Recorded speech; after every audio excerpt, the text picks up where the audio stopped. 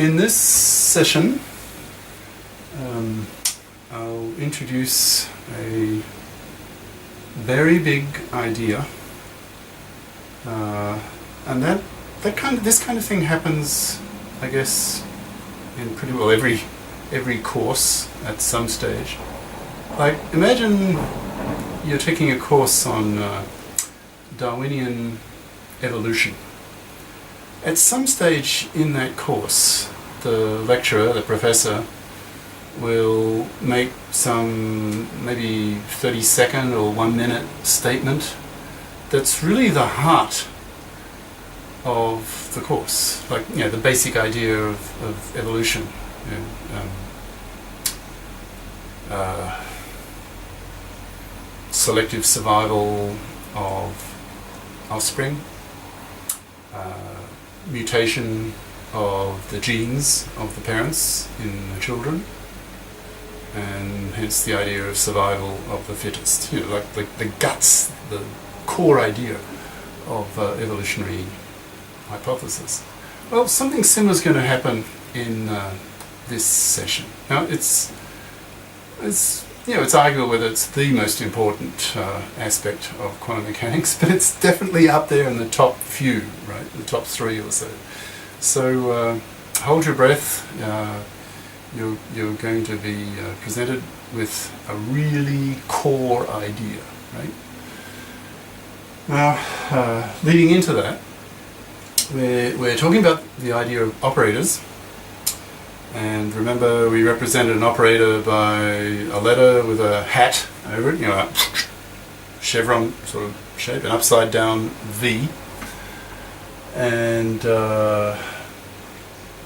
in the context of the Schrodinger Equation and trying to find wave functions, or kets, with allowed energy levels, discrete, you know, quantized energy levels. And they turned out to be the eigenvalues of an eigen-equation. Like, so here's an example. Here was our,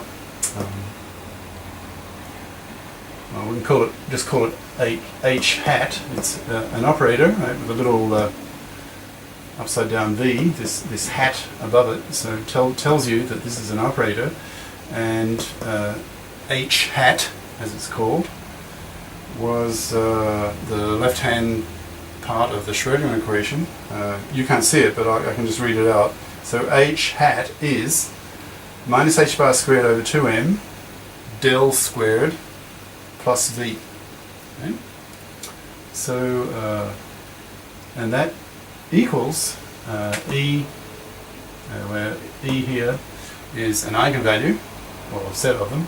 And your U's here are the solutions, you know, your wave functions, your kets, to the Schrodinger equation. So here you have the Schrodinger equation written in the form of an eigen-equation, right?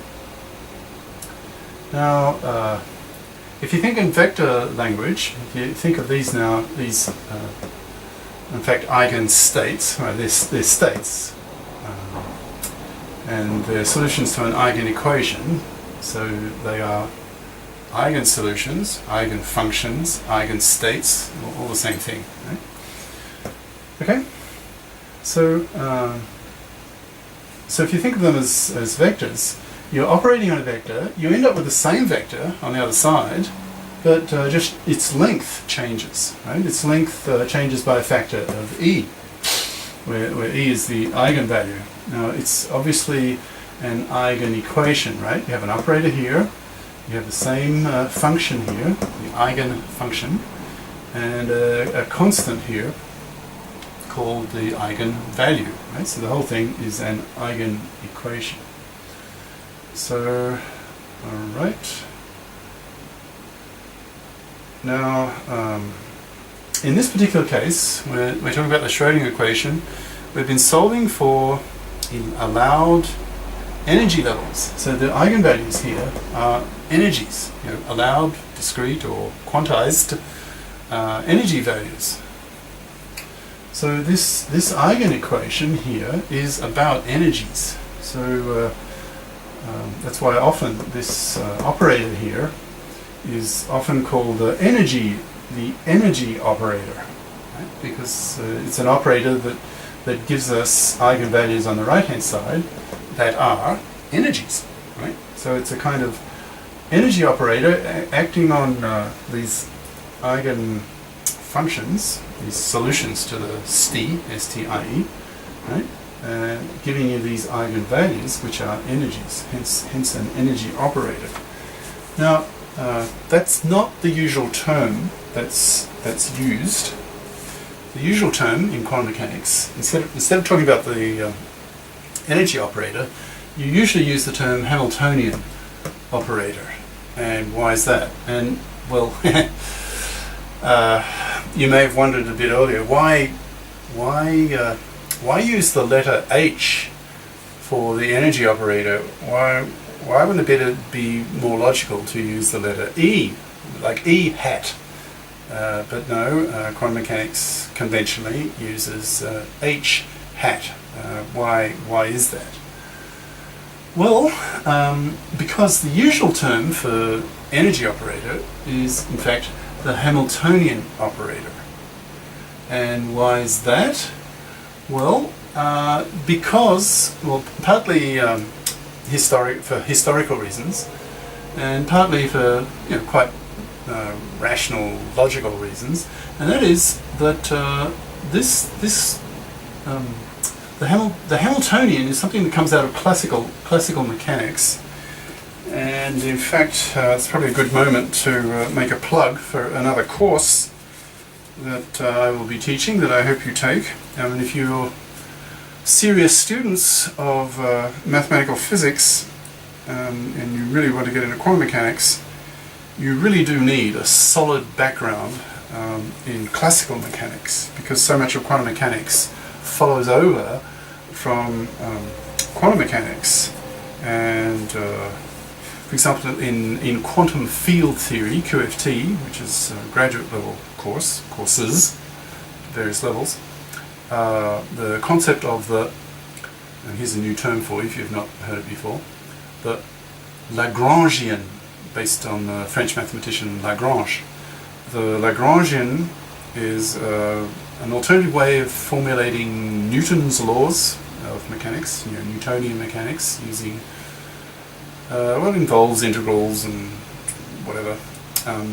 So the Lagrangian, and then the Irish mathematician Hamilton, the famous Hamilton of quaternions, the next step beyond, like if you have a step between real numbers to complex numbers, and then the next step beyond that is quaternions, and the next step beyond that is octonions, and so on. Anyway, the famous Irish mathematician, physicist Hamilton, his name is given to the Hamiltonian, which is sort of like a Lagrangian, but analysis taken a bit further. So classical mechanics deals with, I have a text that I'll use in classical mechanics course.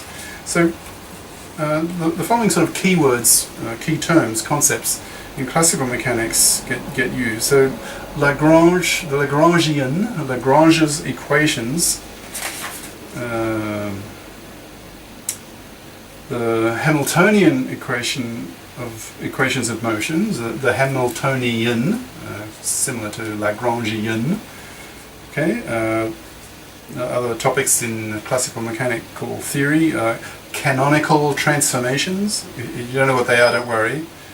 Hamilton-Jacobi theory, that kind of thing. So here's the text that I will use in the classical mechanics course. It's by Goldstein. You can see it's been well used by me. Now this text by Goldstein is considered pretty much to be the Bible of texts on quantum mechanics. Classical mechanics is well-established field. It doesn't change much. And so there have been a lot of textbooks written on the topic of classical mechanics, and over many decades that gives the opportunity for the star, the best, to rise to the surface. And it's now generally considered that this text is pretty well the best. So I will be using it. It's in the classical mechanics course. It's about 350 pages, so it'll be quite a long course. But if you follow this course, and I recommend strongly that you do, if you want to become a serious mathematical physicist, you'll need a solid basis of classical mechanics to understand quantum mechanics and quantum field theory and higher levels. Now this course will be at M1 level, so first year masters. So I'll be teaching this probably in about a year at the rate that I'm going. I seem to be doing one undergrad level course at the rate of, I don't know, 6 to 8 weeks per course. That seems to be my rate so far.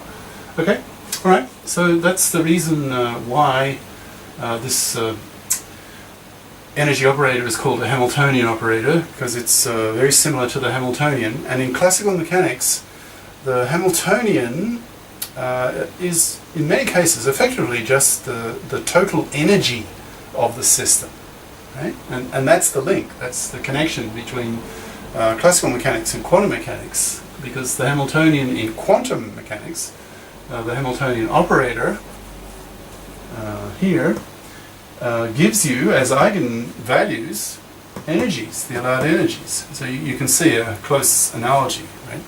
But you don't yet know, it's a bit paradoxical I suppose, you don't yet know what a well, assuming you don't yet know in detail what a classical mechanical Hamiltonian is.